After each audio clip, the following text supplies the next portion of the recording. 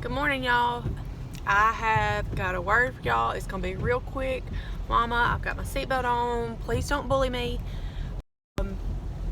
Y'all, when did we stop discounting God to do miracles? I heard this sermon, gosh, it had to have been 2 months ago, about not believing in God performing miracles anymore. That it was said that, let me think of the scripture. I know it's in all of the Gospels, but mostly I think in Luke, talking about when Jesus went home to Nazareth, and they said, "Wait, isn't this Jesus from Nazareth? Who does he think he is? Isn't he just a carpenter?" And the scripture that follows that said, and he was not able to perform very many miracles there, and he moved on. Belief in God is everything over your life.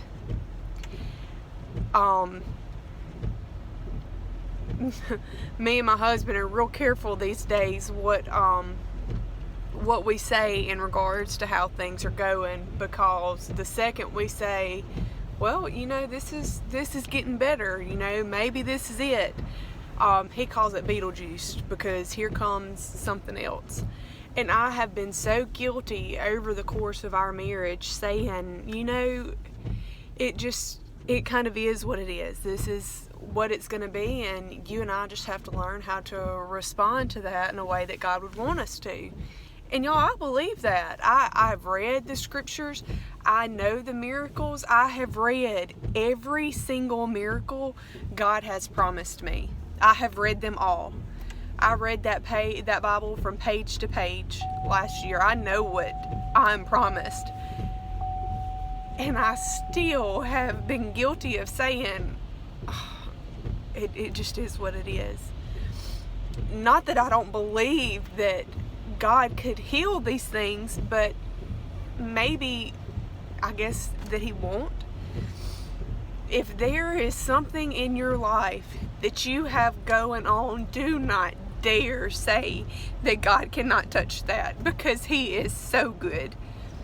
I was listening to another sermon this morning, I'm sorry y'all, and it was talking about the passage in the Bible where God is on his way to go save this little girl, and he gets caught in a crowd, and a woman touches his cloak, and he turns around and says, "Who touched me?" And the disciples are like, "What do you mean? You're in this big crowd of people.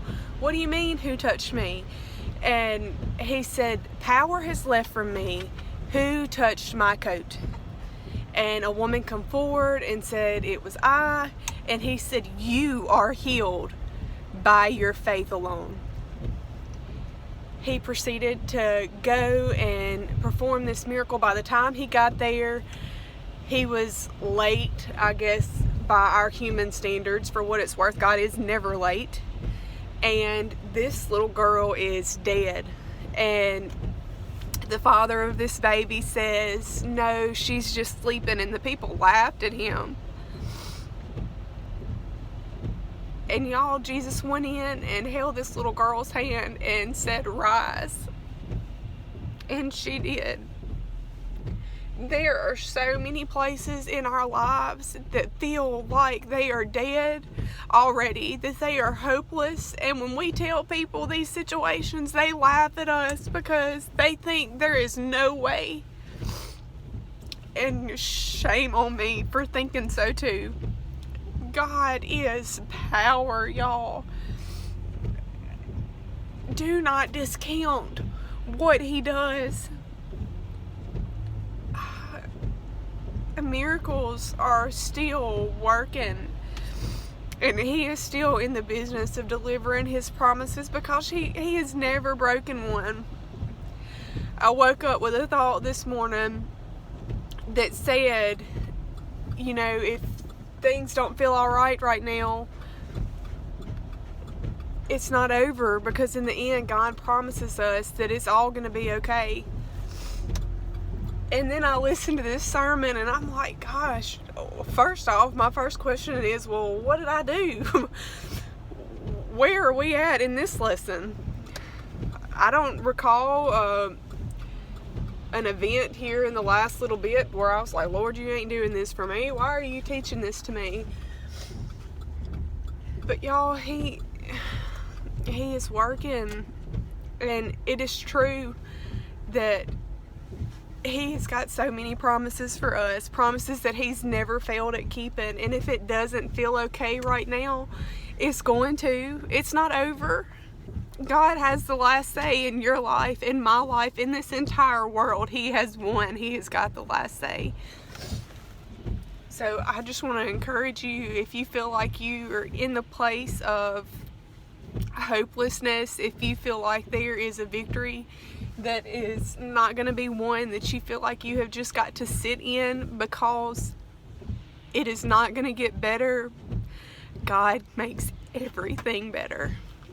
Everything better. And my prayer for you over this time is that you would just recount the miracles that God has done throughout the Bible in His short 3 years on this earth, that you would just take those in and apply those to your heart and to your life and serve them to the very best of your ability, because He loves you and cares for you, and it's all going to be okay. I don't have scripture. I apologize. But that is a message that just had to be delivered. Now, I hope it encourages you. Take the word and spread that joy, because God is so good. I hope you guys have a blessed and safe weekend. That's all. Love y'all.